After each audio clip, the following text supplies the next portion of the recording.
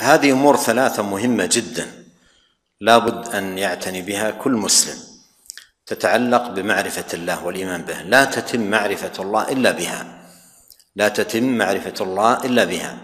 الأول معرفة، تعرف ما لله من الأسماء والصفات والأفعال الثابتة بالكتاب والسنة وتتفقه في معانيها.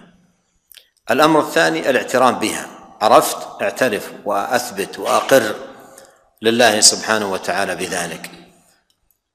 والمرحلة الثالثة الانقياد، لأن كل اسم وصفة لله له عبودية هي مقتضيات الإيمان به، فاجتهد في أن تحقق العبوديات.